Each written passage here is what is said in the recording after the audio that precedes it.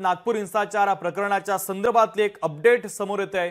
आरोपींच्या जामीन अर्जावर 1 एप्रिलला सुनावणी होणार आहे। फहीम खान हमीद इंजिनियरच्या जामीन अर्जावर 1 एप्रिलला ही सुनावणी होणार आहे। नागपूर हिंसाचार प्रकरणातील मास्टरमाइंड असल्याचा आरोप असलेला फहीम खान आणि हमीद इंजिनियर या दोघांचीही जामीन अर्जावर 1 एप्रिलला सुनावणी होणार आहे।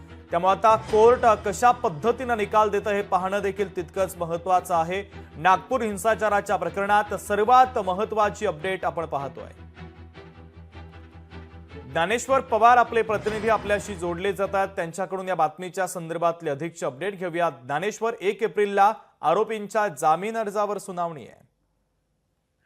अगदीच शुभम, आपण पाहायला गेलं तर सुरुवातीला फहीम खानचा जे आहे ते 2 दिवसापूर्वीच न्यायालयाने जे आहे ते 1 एप्रिलला सुनावणी पार पडायला सांगितलं होतं। मात्र यामधील अजून एक प्रमुख जो आरोपी आहे हमीद इंजिनियर यांनी देखील जे आहे ते जामीन मिळवण्यासाठी जे आहे ते अर्ज दिलेला होता आणि अर्जामध्ये त्यांच्या वकिलांच्या माध्यमातून सांगण्यात आले होतं की या घटनेशी माझा काही संबंध नाही, कुठेतरी राजकीय षडयंत्रातून जे आहे ते मला यामध्ये अडकविलं जात आहे असा दावा त्यांच्या वकिलाच्या माध्यमातून करण्यात आला। मात्र न्यायालयाने जे आहे ते आता सायबर पोलिसांचं यामध्ये काय नेमकं म्हणणं आहे जे आहे ते विचारलेलं आहे। त्यामुळे जे आहे ते आता पुढील सुनावणी जी आहे ते 1 एप्रिलला पार पडणार आहे। सद्यस्थितीमध्ये जामीन जे आहे ते अद्याप त्याला मिळणार नाही, कारण की नागपूर हिंसाचाराच्या घटनामध्ये जे आहे ते फहीम खानच्या सोबतच हमीद इंजिनियर जो आहे तो समाज माध्यमामध्ये हिंसाचार घडू शकेल अशा पद्धतीचे काही कंटेंट ते शेअर केले, त्याचमुळे हिंसाचार घडला असा आरोप जो आहे त्यांच्यावरती आहे। आणि त्याच अनुषंगाने आज त्यांनी जे आहे ते न्यायालयामध्ये जामिनीसाठी अर्ज केलेला होता। मात्र न्यायालयाने जे आहे ते आता यावरील पुढील सुनावणी जी आहे ते 1 एप्रिलला पुढे ढकलली आहे। ठीक आहे ज्ञानेश्वर, महत्त्वाची अपडेट या बातमीच्या संदर्भातले पोहोचवलेले आहेत। तुर्तास धन्यवाद।